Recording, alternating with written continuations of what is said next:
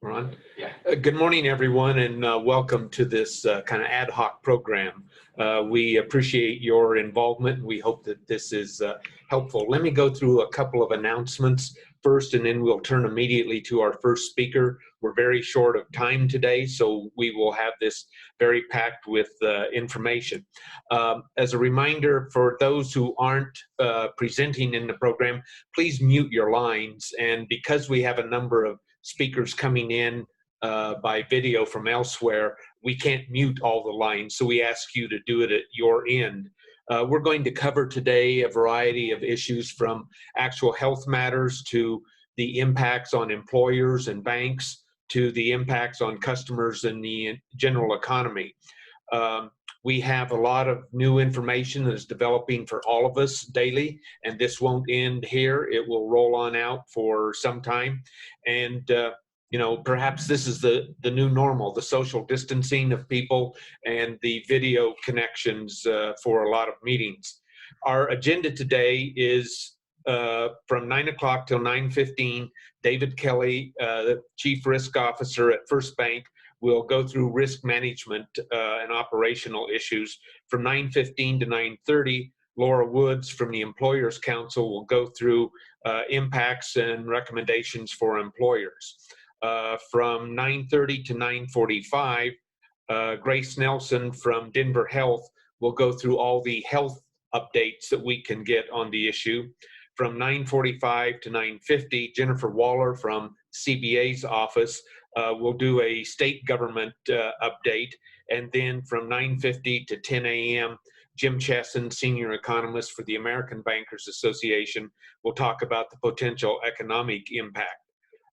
We sent you yesterday a couple of dozen links to various resources. We'd encourage you to use those, and we'll try to keep that list up to date, but things will be added constantly to it.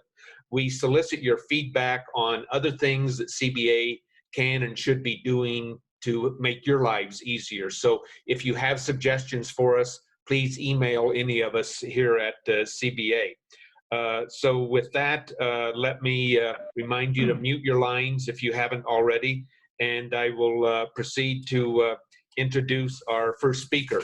David Kelly, Chief Risk Officer for First Bank, also chaired the Colorado Bankers Association a few years ago, so we're obviously very familiar with David, and he is our go-to person on a lot of compliance issues. In his capacity as Chief Risk Officer, he has responsibility for development, implementation, and management of their enterprise risk management issues. He's responsible for Dodd-Frank stress testing, for loan review and compliance functions, and he works closely with the bank's audit department. He's developed the company's risk management processes for commercial real estate and the company's proprietary lending platform and in model risk management practices. So with that, David, would you take it away? Yeah, thanks, Don. And most recently, I've been fortunate enough to take over cybersecurity and our incident planning and business continuity oversight as well. So been actively involved with our planning for what is going on here today. And Mike Bittner had asked me just to kind of give the membership a sense of how we've been planning for it and what we're considering as we move forward. We've actually been in preparation since early February, on monitoring the situation and deciding kind of some of our planning areas, which has, of course, increased over the last couple of weeks as we knew it was coming here to the United States. First and foremost, the message we sent out to all of our stakeholders is just to remain calm. Banks have been dealing with stuff like this for a long time, both from the economic perspective as well as from the personal perspective, and we need to maintain calm, both for the sake of our employees as well as our communities. We are going through contingency planning processes related to our operational facilities here at the headquarters, as well as all of our branch locations, where our goal is to ensure that we provide maximum availability to our customers, support to the customers that are in need, and also maintain as much operations business as normal. And in fact, we are operating as business as usual today. We are a company who hasn't actually put on any travel restrictions. With conferences and other things being canceled, that's actually taking care of that for us. But as long as our employees feel comfortable going, we are still participating. We're still going to community events and participating. We tell our employees who are maybe at a higher risk or don't feel comfortable, they're free to cancel, stay at home, and not go to the events as well. We'll just respond to them as they need to, but we also want to make sure we're out there supporting our community and continuing business as much as normal as we can. We get into certain aspects of the operations related to our branches. We have put together a plan to close branches only if necessary, and we prioritize the branches within our geographical footprint to ensure that max coverage of the remaining open branches remains in place while others may get scaled back. There are things you need to consider, of course, when you do that. We still have safe deposit boxes at a lot of our locations. We still have night drops at a lot of our locations. And you may have to, excuse me, you may have to set up appointments to let customers into those locations as they need. But we are planning that, and we still, first and foremost, we believe the risk is still going to be ultimately low within our communities here as far as this, but what we are also seeing is ancillary measures being taken by government, which also will impact employees and ability to maybe staff your locations. And that's just one thing you need to take into consideration for your particular businesses. Most recently, the schools or the higher education schools have announced they're going online. We have a number of employees who also have school-age kids, and we're monitoring what's going on with them. From our corporate headquarters, we've engaged in a couple of practices. One, right now, we split some of our team that cannot work remotely into an A and B team. This would be like our contact center. We have a office building down the street that is set up to handle additional employees. It serves as our business recovery facility. And so we split our customer contact center between the two locations such that in the unlikely event a virus gets into one of the buildings and starts going through our personnel, it does not get to all teams. So we still have teams that are operational. We're doing a similar thing with our loan operations and others that just cannot work remotely. We're also in the process of testing our bandwidth, and that's something if you are having people work remotely, you want to make sure your applications can handle. And so we're increasing the level of work from home within those that have the capability to do that today. And at a certain trigger point, at our decision of trigger point, we will send more people to work from home if needed there. It's also a capability to provide some flexibility to those who may have other family needs to stay at home periodically if other closures do become the norm out there. Most importantly, though, we're communicating to all our stakeholders. We've communicated to our customers online. We have a coronavirus message to them, letting them know that, you know, there's many ways you can conduct business today that you couldn't do back in before all of the digital age was around, and we're just reminding them that they've got those capabilities if they don't want to come in. If they want to come in, we're still going to be here to serve their needs. And we're letting our employees know that as well, and our employees have responded very well to that message, and they are there to serve our communities also. We do have an emergency sick leave policy in addition to our normal sick leave policy. This would be for a situation where an employee might be quarantined due to secondary or tertiary type exposure. We've seen a couple of those cases so far. It hasn't been a direct impact to our organization, but the spouse or significant other worked in a building where there was somebody who has now tested positive, and they have to stay home for 14 days is kind of what we're doing today, and we do have a process to compensate them for that time out, or if they have work from home capabilities, they are working from home during that period of time. We are about to, we dusted off our government shutdown accommodations that we made for consumers, and we're about to roll that out to our consumer customers in the next day or two so they know that that's available for assistance. We're also going through our credit portfolios, determining There is going to be an economic fallout for this, whether it's short or longer term, we don't know. We do know the higher risk businesses that we bank today that are being more directly impacted immediately and for the near future. So we're going through our credit portfolio and deciding which customers we need to have proactive conversations with, what other types of conversations we need to have from a collection perspective and or accommodation perspective, especially for like our business lending, the commercial industrial lending side. Where will we make covenant waivers and allow them to provide support to get them through a potential disruption that they might see here in the near future. We're also, of course, actively monitoring the economic conditions out there in our asset and liability management. The interest rate environment is going to be very challenging for the upcoming future. The economic situation is going to be discussed later, so I'm not going to get into that, but that is the things that we are looking at as well at this point in time.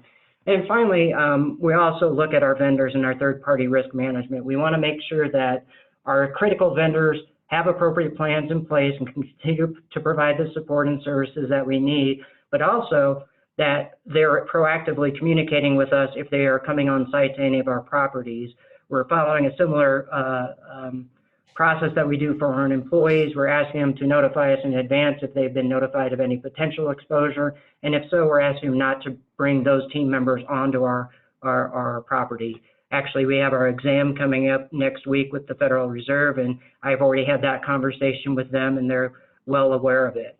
Other than that, we do have employees who are out on travel, and we're just telling them to notify us when they come back if they have any concerns or if they've been to a higher risk area. We're putting them on 14-day, actually probably 7-day quarantine with ability to extend for an additional 7 days, and that's just based off guidance we've been receiving more recently out there. But with that, Don, I think I'm getting close to the end of my time.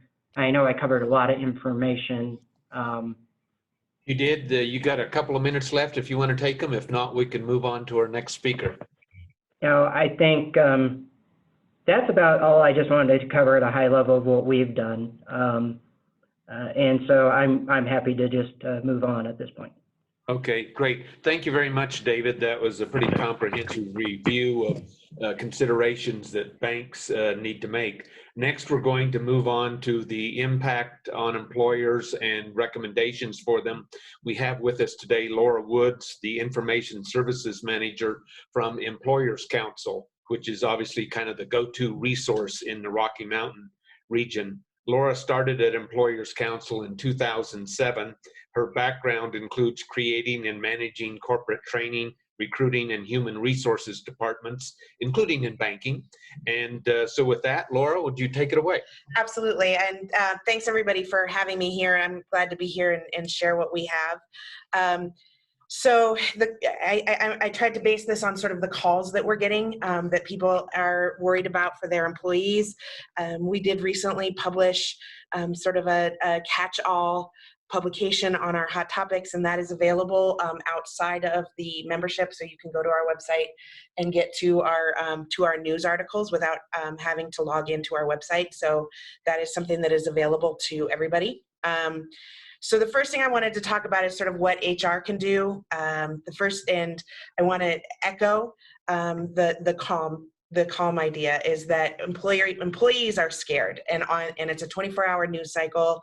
Your employees are scared. They're demanding a lot of you. They have a lot of questions of you, and so the idea is to make sure that they get good and accurate information. And so our advice is, as you are writing or speaking about what is going on and new events, is to make sure that you are referencing official channels like the CDC, like the World Health Organization, like the Colorado, Department of Health.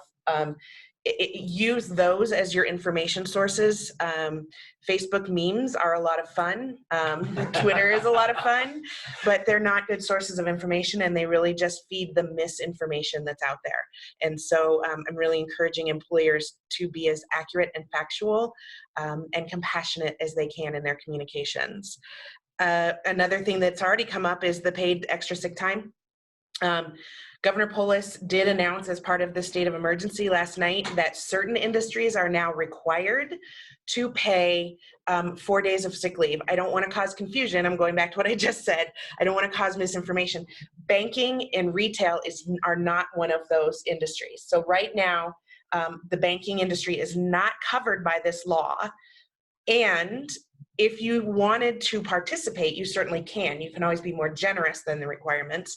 The current requirement under that law is that employers provide 4 days of sick pay for anybody who is waiting for the results of a coronavirus test. It does not include if that person is positive. You don't have to extend that. It does not add to current sick leave banks. So if you already offer sick leave, you're not required to add 4 more days.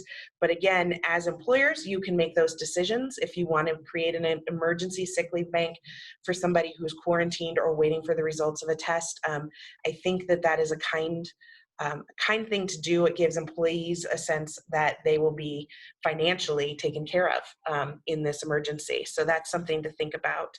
Another one that's come up a lot as we have been speaking to members and employers is cross-training. So another sort of thing that you can do, I loved all the, splitting into A and B teams and consolidating into maybe geographical areas if you have to close certain branches. But another one is a cross-training program. If you think your tellers, for example, might be hit harder, maybe some of your customer service folks can be trained to do what the tellers do. And so that is just more coverage if you have employees out. So that's been another sort of option. For your employees who can work at home, we do think that is a really, it's a good option. The technology is there.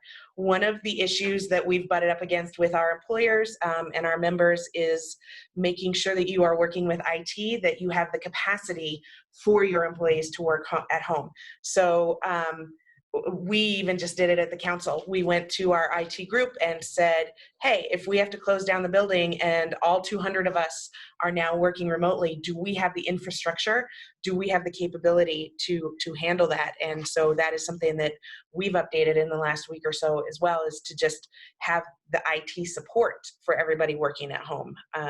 So that's something. The travel questions, I think that was addressed very well in terms of, and it's always a matter of asking, are our face-to-face meetings important because that's the way it's always been done? Or are they important because we actually have to be face-to-face? Now, with a lot of customer service, with a lot of the banking that you do have to be face-to-face. But I think it's really important to start really assessing culture as well as to what really has to be face-to-face and what is just culture or habit or the way it's always been done. I can't stress enough, and we've heard it all the time, hygiene, hygiene, hygiene. Stop shaking hands. Make sure you're wiping down commonly used surfaces, cell phones, keyboards, mice, all of those things. Anything that touches your hands or your face constantly need to be cleaned. And you need to make sure employees are aware of how that is happening. How are you cleaning your buildings? How are you keeping them safe? Are you adding extra cleanings? At the council, for example, our cleaning service has added a weekly deep clean for all of our doorknobs, all of our classrooms, all of our tables and chairs. And so that's something that we've recently added.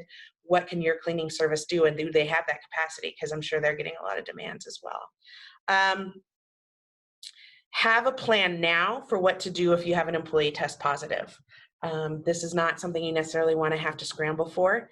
Make sure that you're working with the local health department and follow their instructions.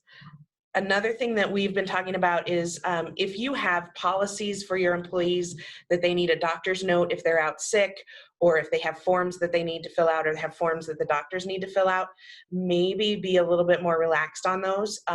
Doctors are going to be overwhelmed, and the last thing on their list is filling out a form or sending in a doctor's note for your employees. And so think about this compassionately. Do you need to really adhere to that, or can you relax it a little bit over the next weeks or couple of months? So those are some of the sort of just employee issues. We've talked about some of the technology issues. One of the things that came up is in the continuation of business, we still have interviews that we have to do. We're trying to hire employees. We're trying to onboard employees. We're trying to get them trained. And again, take a look at how much of that has to be face-to-face or how much of that can be remote. Can you use a GoToMeeting or a Zoom for a new employee orientation? Can you send those forms to the employee virtually and then potentially have an electronic signature system for that, so that you don't necessarily have to do those meetings face-to-face. All employee meetings is another one. How do you do those remotely, and do you have the capacity to do that? Another thing to think about is looking at your health plans and your employee assistance programs. Your often health insurance programs have partnered with online doctors. And so do you have a mobile doctor app through your insurance? And if you do not, is there one available that also would take your copay or your insurance? So start researching mobile health insurance for your employees and make sure that they understand what those resources are so that they don't necessarily have to go into a doctor's office, because I think that's really important as well. So those are some of the technology, digital things that we've thought about. And then the last thing that I want to touch on is some of the employment law issues. I want to clarify, I'm not an attorney, but we are an employment law organization. We're also an HR consulting organization. So we've been talking about this a lot. Some of the laws that you could butt up against are FMLA, which is the Family Medical Leave Act. The huge and great likelihood is that none of your employees who get sick, or very few of your employees who get sick, are going to have a serious health condition as defined by the FMLA. They may have a family member that they care for that might have a serious health condition, but it's unlikely. And in the event that this does become what's considered a serious health condition, you're going to want to follow your FMLA procedures in the same way as you would for anybody else who's sick or needs a surgery or is going to be out for pregnancy. So if you're covered by FMLA, make sure you're familiar with those processes. And then I'm going to go back to also be patient with doctors and forms and getting those filled out. So you're going to want to work closely with your HR departments if that's an issue. The Americans with Disabilities Act is another one that has come up. And I'm going to read this because I want to make sure I get it right. One of the attorneys wrote it. The ADA prohibits employers from conducting medical exams or health-related questions from current employees unless such exams or inquiries are job-related and justified by business necessity.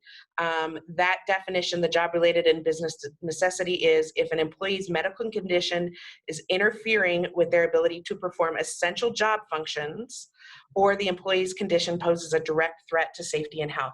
That one's going to be a little bit tricky, but what we're advising is don't just walk up to somebody and say, hey, do you have coronavirus? But make sure that you have systems in place, again, for somebody to say, I need to stay home, or I'm self-quarantining, or I'm waiting for a test. So it kind of goes back to those systems. The EEOC advises employers against basing their assessments of whether an employee poses a direct threat on subjective perceptions or irrational fears. Employers' actions should instead be based on objective and factual information, which can be in the form of assessments, CDC, health agencies, doctors, etc. So that's something to think about. OSHA, the Occupational Safety and Health Administration, an employer must provide under OSHA a safe work environment for employees. If an employee is concerned about being asked to do something or go somewhere there because they're worried about the risks, you should treat it as an OSHA matter and investigate it in that way so that you're not in violation of those employees' OSHA rights. OSHA did just release an information website. There's a link to that OSHA site on a lot of the sites, but you can also just Google, and they have, how to handle COVID-19 from an OSHA standpoint on their website. So that's a good one.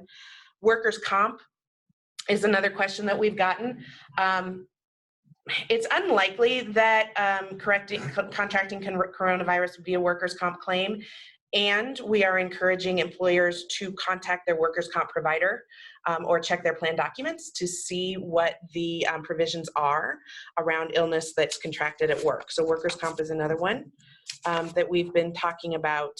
And then again, just understand what your resources are. understand what your good information is, and how to talk to your employees. So hopefully that answers some of those employee questions. I don't know where I am on my time. All right, so I'm a little early too. I don't really have anything else. Would you like me to expand on anything, or are there questions? No, I think that is very good. We're not going to pause for questions right now. Fair just enough. Because we have to For take time. them by text, and Fair enough. we want to get all the material covered. I was at the Capitol yesterday and had an interesting discussion that would relate to bank customers, I think, and that is when layoffs occur, and we know they're going to occur in certain sectors, that will result in unemployment claims, and the unemployment trust fund is already in a precarious financial condition, and so that may well end up resulting in special assessments against the employers to replenish that fund. And so you see how these things start to cascade and impact each other. It does. And actually, sorry to jump in, that does bring me to, there could be layoffs, and layoffs and terminations, and make sure that you're working with counsel or some advisors to do those layoffs well. Furloughs have certain wage and hour issues and wage and hour laws. There are also wage and hour laws around leaving people at home and how you pay employees. So thank you for that reminder. Under the FLSA, the Fair Labor Standard Act, if you have exempt employees and they are ready, willing, and able to work, even though a facility is closed down, you have to pay them for any week in which work is done. If you have non-exempt employees, which is your hourly employees, which is going to be sort of your frontline employees, your tellers, your customer service, you only have to pay them for hours worked, but then you want to go back then to sick leave or emergency sick leave for that. And so furloughs can get a little bit tricky with those. Okay. Thank you for that reminder. Thank you for that. Now we're going to turn our attention to health considerations, and with that, we've got Grace Nelson joining us from the Denver Department of Public Health and Environment, where she is a program supervisor. Grace has been with Denver Health for 5 years, and she specializes in food safety and disease investigation for the department. So Grace, please take it away. Hi, everybody. Thank you. I just want to confirm that you can hear me as well. Can hear and see you. Wonderful. I am going to share my screen here.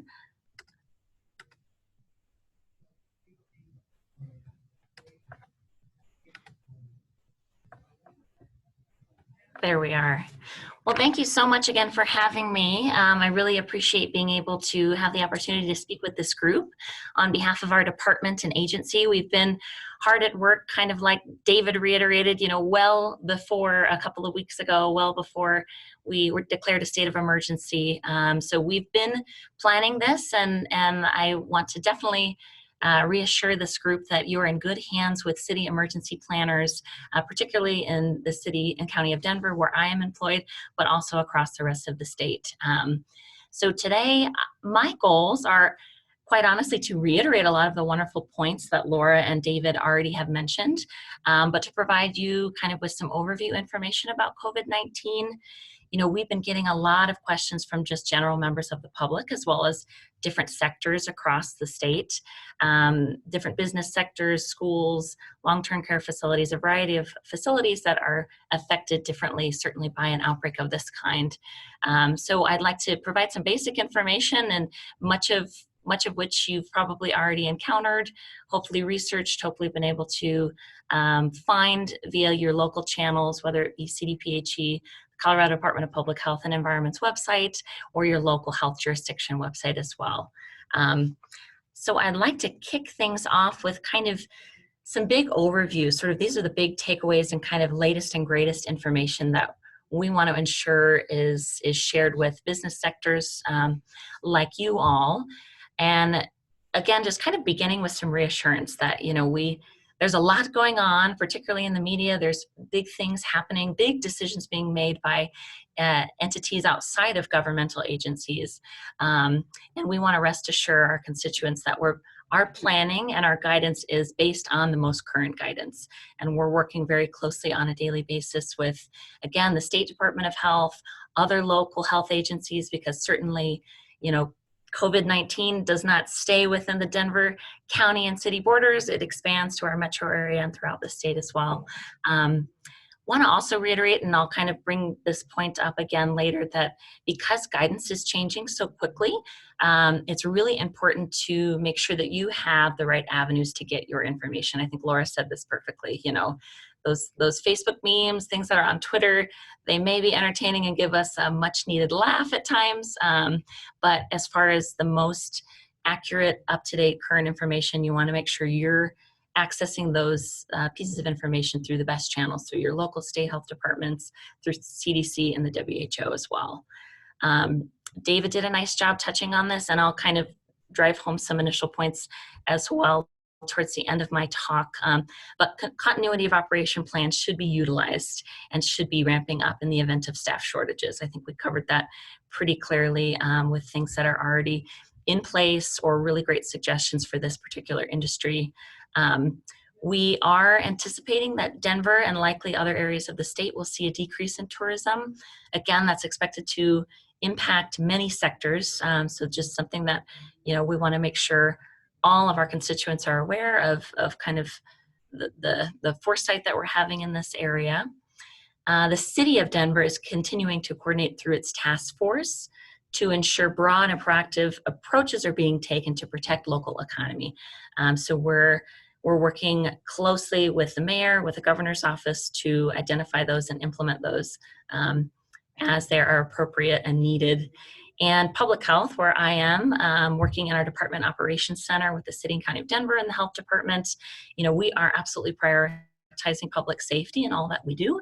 And we're relying on guidance from the mayor and taking these sorts of actions that may be necessary to mitigate the spread of further illness, control illness that we're aware of in the private sector, especially when limiting gatherings. We've gotten a lot of questions about canceling public events. And again, all that information, you know, we're making those informed decisions based on guidance from the mayor, the state, and CDC as well. And we have information about gathering cancellations and things of that nature on our website, along with a lot of other great materials. So again, I don't want to spend a ton of time on this, but we just get so many questions from the general public that it doesn't hurt to hear it from a health professional about COVID-19 to clarify some of the misinformation that may be out there about signs and symptoms. We all know there's a range of symptoms from folks that may be asymptomatic to folks that do experience more severe symptoms that result in visits to the ICU or a hospital stay. We've seen around 80%, if not a little bit more, of confirmed COVID-19 cases as mild or very mild. So again, it really is a certain portion of the population, those who are elderly or have an immunocompromised status, have other underlying health conditions that see a more severe illness associated with the COVID-19 virus infection. And not all cases seek medical attention or need that medical care. So many folks that we are interviewing that are confirmed COVID-19 cases are able to isolate at home and take care of themselves at home. And we are encouraging that and really working with folks to ensure that happens, to have less of a resource pull on our hospital and healthcare system. We get a lot of questions about symptoms. Symptoms listed here are fever of 100 degrees or higher, cough, and this is really a dry cough, and shortness of breath. So difficulty breathing in instances where you wouldn't normally be experiencing difficulty breathing. This is different than allergies. You know, it's not necessarily itching of eyes, runny nose. It varies a little bit from flu in that you won't see a sore throat, that congestion that you typically would see with flu, which we're right in the middle of flu season as well. So it really is characterized by that fever, dry cough, and shortness of breath. We get a lot of questions about, you know, when somebody can transmit COVID to another person. You are most likely to transmit that when you're symptomatic. We've seen some transmission of folks who are not as symptomatic, but most likely somebody who is actively experiencing that cough or shortness of breath, those symptoms, is more likely to transmit the illness to others. So again, just really touching very briefly on transmission. A lot of folks probably are already aware of this from doing their own research, but COVID-19 is spread similarly to influenza through respiratory droplets, and it's spread by sneezing or coughing. And primarily with this outbreak with COVID-19, it's via close contact and person-to-person transmission. There is possible spread on surfaces. It is possible that a person could encounter COVID-19, the virus itself, by touching a surface or object that has the virus on it, and then touching their own mouth, touching their nose, eating without washing their hands first. But that is not thought to be the main way the virus spreads. However, it is still very important to practice, like Laura mentioned, a good disinfection and cleaning frequency in your workspaces at home, of course, as well too. But again, that person-to-person close contact, which is considered within 6 feet, is the main way that the virus is spread. And again, we've all seen, travel is a big indicator for exposure to this virus as well. And those countries listed, China, Iran, Italy, and South Korea, are some of the countries that are have the biggest impact with the highest number of cases and travel restrictions. So if you have folks on your teams that are interested in understanding travel restrictions, all that information is always up to date on CDC's website, and we suggest you direct them there. So COVID-19 prevention, again, these are messages that everybody's heard a lot. I think it just really is valuable to reiterate them.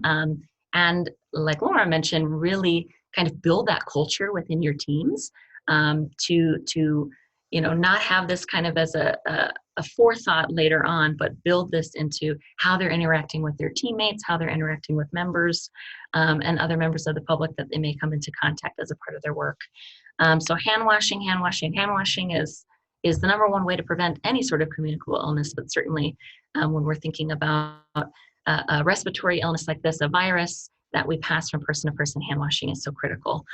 We have seen, of course, in the media with hand sanitizers and things of that nature being sold out in stores. If you have, hand washing facilities in your places of work, in your office buildings, though hand washing is not any less than using hand sanitizer. So, if you're able to stock your facilities with hand sanitizer for use, that's wonderful, but also encouraging frequent hand washing as well.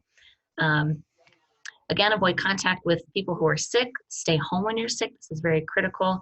And really, we want to get in the habit of, if you're sneezing or coughing, doing that into your elbow or into a tissue, and then immediately discarding that and washing your hands. And then again, cleaning and disinfecting frequently touched surfaces. I did want to, before I move away from this, we've gotten a lot of questions about masks. So I don't necessarily want to spend too much time on this, but there's a lot of information on the WHO's website about proper use of masks.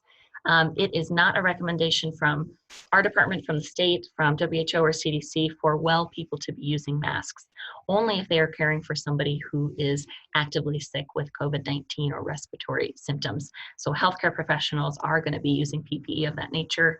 Where a mask may be helpful is somebody who is actively experiencing symptoms of COVID-19 illness or respiratory illness, because that mask in a sense limits the amount of respiratory droplets that may contain the virus coming, out of them and expelling into the environment and somebody nearby coming in contact with it.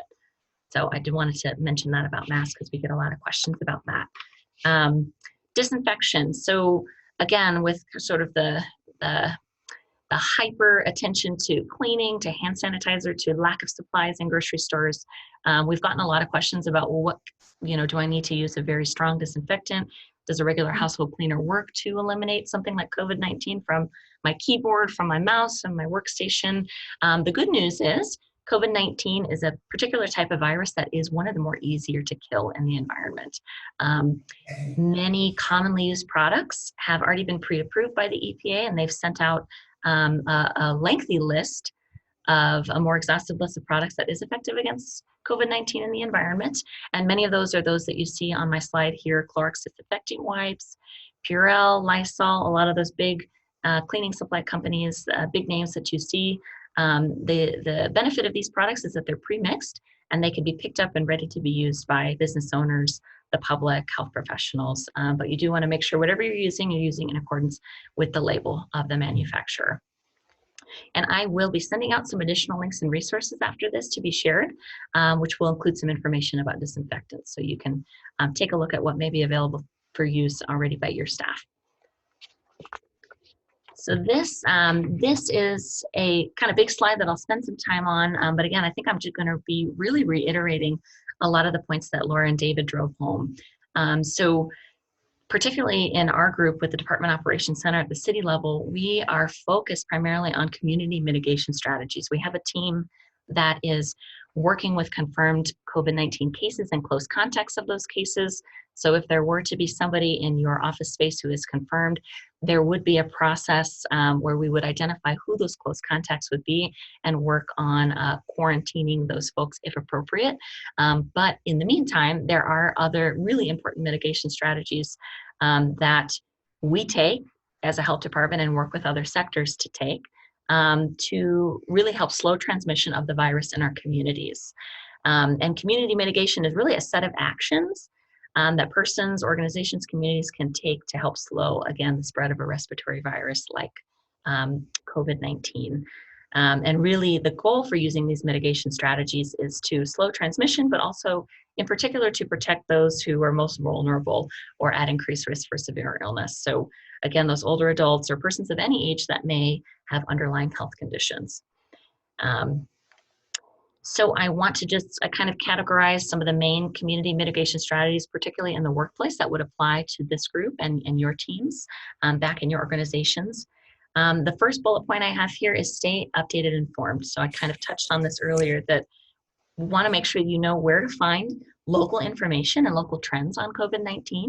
So the state of Colorado has a page on their website where they're providing up-to-date information on case counts in Colorado, the number of pending tests that are being run, where those cases are located by county or jurisdiction, and a little bit of detail about where those cases maybe were exposed to the virus. So lots of great information on their website. You want to make sure you know where that is if you're getting questions from your staff or team members. You want to review, update, or develop workforce and workplace plans. So this again was touched on pretty extensively, and the information that David and Laura provided are excellent and absolutely in line with community mitigation strategies from CDC and from our agency. I'll summarize kind of what my notes are here too as well, that teleworking is a big one, that where teleworking can be instituted, it should be, and as broadly as possible. Considering liberal leave and telework policies is going to be really important if there are folks that may, simply be feeling respiratory symptoms, and we don't know if it's COVID-19 or not, but we want to make sure those people stay home if they're ill. So a recommendation from CDC is to consider 7-day leave policies for people with COVID-19 symptoms. That doesn't mean they're a confirmed case, but they may be experiencing that, again, dry cough, shortness of breath, and fever. For those that may be wondering when can people come back to work if they're simply experiencing respiratory symptoms but are not a confirmed case of COVID-19 illness, the CDC's current guidance is we want to ensure they're no longer experiencing those respiratory symptoms of coughing, again, shortness of breath, but they are also free of fever for at least 24 hours without fever-reducing medication before they do return to their normal duties.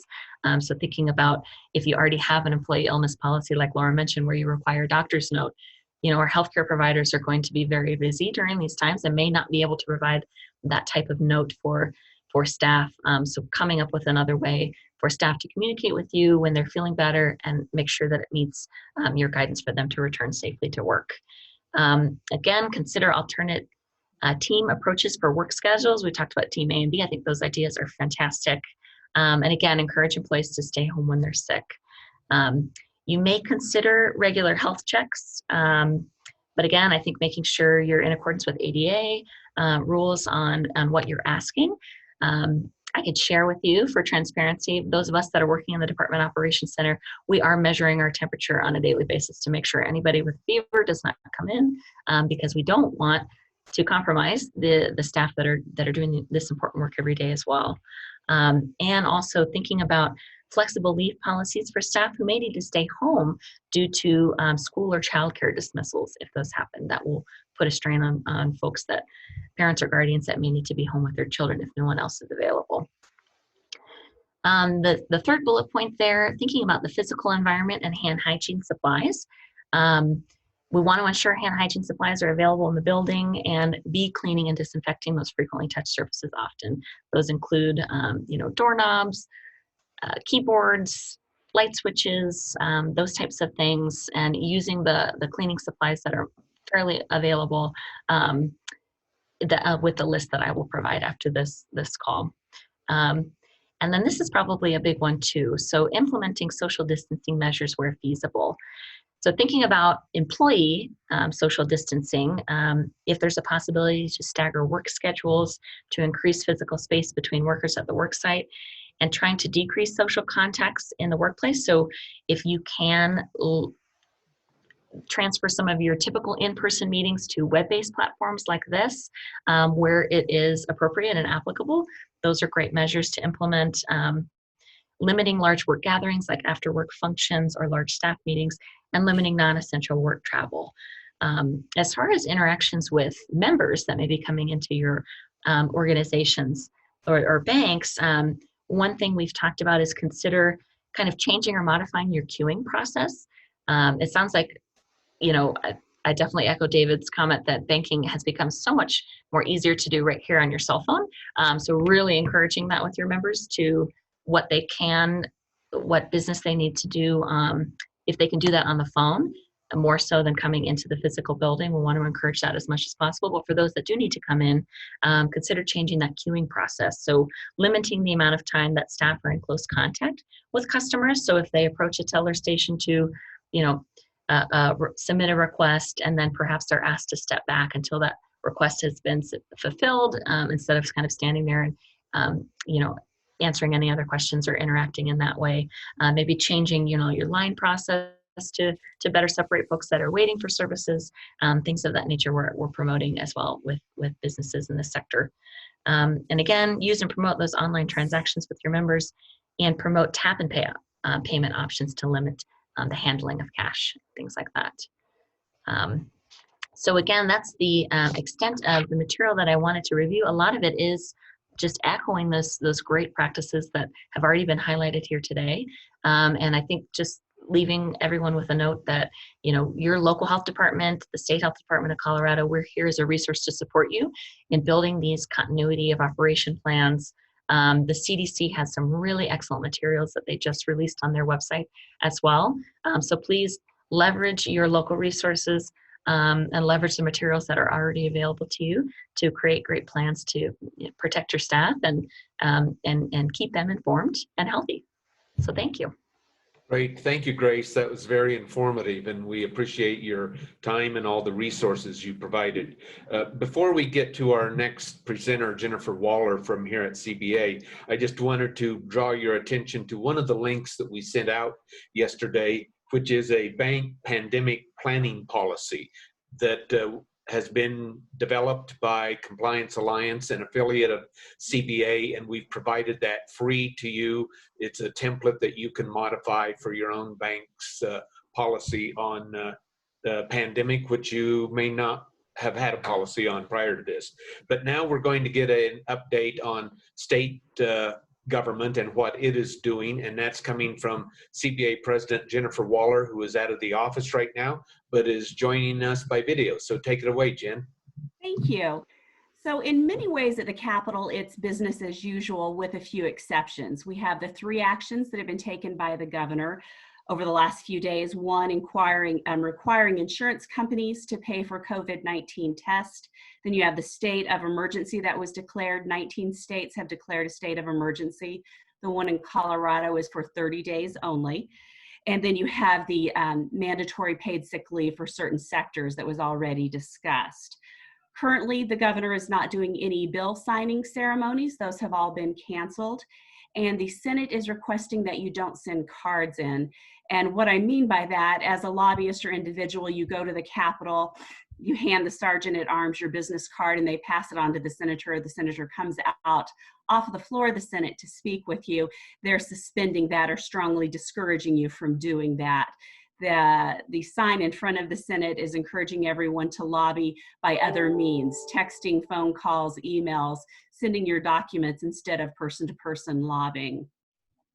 There is a lot of debate at the Capitol over whether they will close or take a time out and how that could be done. Right now, they're looking at taking a 30-day time out, but nothing has been decided yet. The Constitution does give them that availability, but there is a question if any bill was passed after May 5th without calling a special session to pass that bill, would it hold up the constitutionality test? They do know they can take a 30-day timeout. The focus right now is that they pass the budget. And so they are pushing very hard to get the budget passed and all of that completed before they would have to take any action. So for right now, it's business as usual almost at the Capitol. They're trying to take precautions, limit crowds, and like I said, encouraging remote lobbying. And they do have the ability to accept remote testimony, but only from certain regions. It is not widespread through the state yet. And that's really it. As of 10 minutes ago, I just got a text from our main lobbyist making sure I give you the latest because it's changing every few hours at the Capitol also. Thank you. Okay, thanks, Jennifer. Now we're going to turn to a topic that I think will be of great interest to banks as you look at your customer base and so on. Jim Chesson, Senior Vice President or Executive Vice President and Chief Economist for the American Bankers Association is with us. He oversees economic policy and research and benchmarking and survey research for the ABA. He writes a lot of material for the industry and for the public at large, and he appears on broadcast media frequently in behalf of the industry. He's been with ABA since 1988. Prior to that, he was a financial economist with FDIC and a professor of economics at Lake Forest prior to that. Jim's been a friend for a long time, and regretfully, he's retiring in the very near future, and we'll miss him. But Jim, take it away and tell us all about the economy. Thank you, Don. It's a pleasure to speak to you today. I've gone through in my long career 3 major crises, so this is, I guess, the last one, and I'll leave it to others to handle a lot of the details. Let me just mention some of the key impacts that I see, how I look at what's happening in the economy as a result of this. So first is the global impact. There's no question there's a big hit globally. China will likely have a first quarter negative GDP. India now is locked down. They're a big driver of global economic conditions. That's going to be a concern. Watch out for Brazil, obviously Europe and the US. So in my mind, there's no question that the first half of this year globally will be down maybe to 2.3%. Why does that matter? If it's lower than 2.5%, that's considered a global recession. And it's likely by year end, the global economy could be at 2.1%, so a full-blown recession in the globe. What does it mean for US? The way I try to think about this is the path of the economic impact of this. I was thinking about it in terms of quarters. I think it's probably going to be a little longer than that. And so let me just talk about the first quarter impact. That's largely from US trade to China has been impacted, and tourism from China to the US.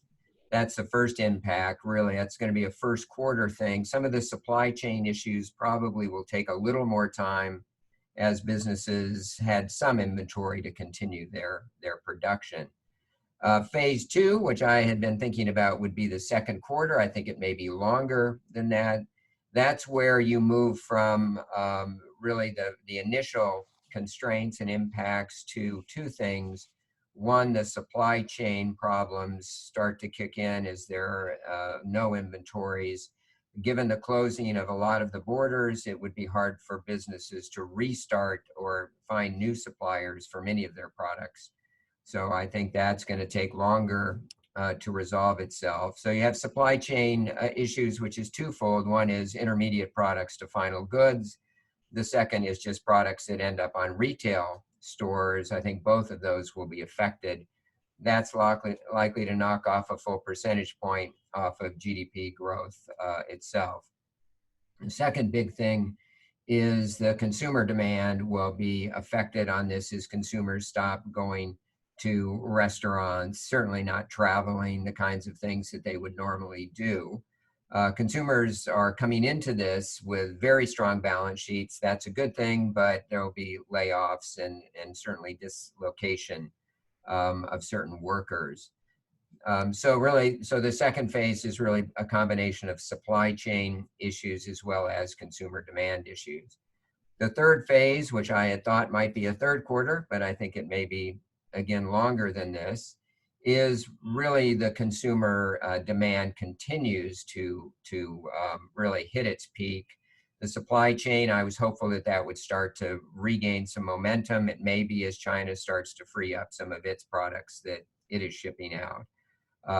So that again is going to be a very weak quarter. And then phase 4, which I had hoped would be the fourth quarter, I'm again kind of pushing that out, would be a recovery with all of those sectors with supply chain consumer demand coming back on. It looks to me that we are going to find it hard to escape a recession in the US this year if this problem goes on longer than 6 months. I think that's very likely to be the case. So I think we'll get a couple of negative quarters coming up, the second and third quarters most likely. Let me talk about the Fed action. The Fed meets very soon, March 17th and 18th. So we've got a few days away from this. My expectation is that they will continue to lower rates. I was thinking they would do as much as 50 basis points. Some of my peers at other financial institutions think they will drop it to the zero lower bound. So between 0 and 25 basis points, that's a pretty radical shift for them. I'm concerned myself that I'm not sure what the monetary policy accomplishes. It does not improve supply chains. It does not affect the spread of viruses. But when this is moved from supply problems to demand problems to now financial issues, the Fed is going to feel like it needs to step in. So expect a couple things related to that. They will probably start quantitative easing again. At least my peers believe it could be as much as 75 billion per month. That's significant. The question is, it could be large. How long does it last? But that seems to be the area where the Fed and other central banks are likely to focus their attention. Let me just comment what other central banks have done, which I think is a model that the Fed will follow. Bank of England lowered their rates, but perhaps in my mind, more importantly, they provided some funding facilities for small and medium enterprises. They eased capital buffers with the urging that banks can use the capital buffers to provide liquidity. And again, they started their own QE up again for bond purchases. ECB this morning, you may have seen some of the news, or it was afternoon there, obviously. No rate cuts from the ECB surprised me a little, but they're already in negative territory. The comment was made by Christine Lagarde that this is first and foremost a fiscal issue, not a monetary policy issue, but they stand ready to support it. Again, they emphasize they would be prepared to provide liquidity as necessary. They are reinvigorating a refinancing activity for small and medium enterprises, again, trying to provide low rate loans that would help bridge the gap that small businesses may feel. Again, I think that's what the Fed will follow. And again, the ECB, in a separate action on the supervisory side, again, said use all the capital buffers that you've been building up. This is the time to use that. So all the central banks, I think, are trying to work together. The Fed has the most room to lower rates. I think it will probably do that. I think it causes great pain, obviously, to the banking industry. Margins had already been slipping. It makes it difficult to do that. Depositors want the benefit of FDIC insurance, so they will want that safety as opposed to yield. So that's going to be something that banks will consider. How are you pricing those deposits, given that safety is what really is important? And then lastly, let me just touch on fiscal policy. That's obviously a big deal. I think the the government is struggling to do that. You may have seen in the news today, there's already a fight between Trump, who wants a payroll tax, versus the Democrats that are trying to do more targeted things. I think the Republicans in Congress will join the Democrats in more targeted kinds of programs, things that change basic behavior for health, guaranteed health care for those that are affected by the COVID-19 virus, get proper equipment in place for hospitals, ventilators, the kinds of things that will help with the mitigation side. And my own feeling is I hope we avoid giveaways. There may be industries that will need some support, but I think that needs to be carefully done. I'm not sure the payroll tax is the greatest thing on earth. It gets liquidity in the hands of a lot of people quickly, but only for those that are working. So that's a bit of a concern. It's really the ones that don't have jobs or are losing jobs because of this.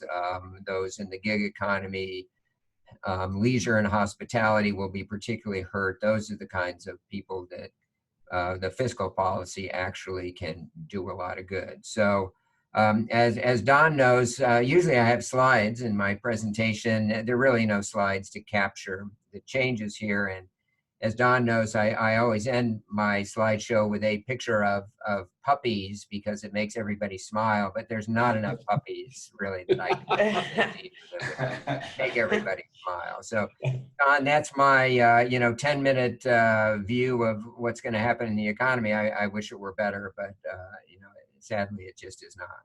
Yeah, thanks very much, Jim. I do have one question for you, and that is if you have any observations about individual sectors of the economy. Obviously, agriculture had its own challenges prior to this, and tourism now is going to be greatly impacted, and others like technology that are supply chain dependent.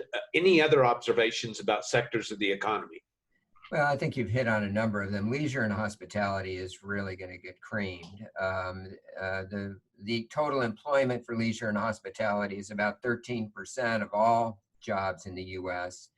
It had been the biggest gainer over the last several years. So really strong as the economy was growing, leisure and hospitality, travel, tourism were growing. That's obviously where the biggest impact is and employs a lot of people at lower wages.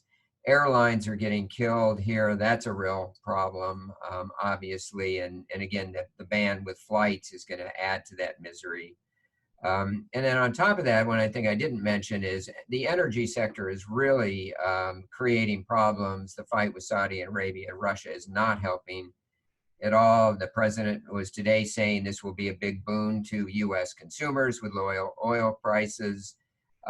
That's true to some extent, but in the U.S., the production on the energy side is so important now that it's at least equal to or probably more important than the benefit that consumers will get from the lower energy prices. Economists I've talked to, my friends down in Texas, say the energy sector is just getting killed down there. The lower prices make the wells down there just not profitable. So the energy sector, yeah, it's pluses and minuses, but in the U.S., the production is so important now that I think it's at best neutral, probably more negative on that. And finally, obviously, that's the good news for the banking industry is we came into this being very strong, high capital ratios, low asset quality. Margins have been slipping some. One of the things we're doing in messaging is really trying to say the industry is strong, it's prepared for this, it has the capital to deal with this, but make no mistake, there's going to be small businesses that are going to be suffering from this, restaurants, hotels, other kinds of things that really are going to need that, at least that bridge, and there may not be enough bridge to help support that. So there will be losses for the industry, but fortunately the industry is coming into this being very, very strong. Great. Thanks for that information. We really appreciate all of the speakers today providing the valuable information that they have. This concludes our program for today. Again, we ask you to send us any suggestions or questions that you have. We're ready to do other programming that makes sense. So if you have suggestions, we very much appreciate that. But thank you for tuning in today, and that ends our program. Thank you. Thanks, Laura.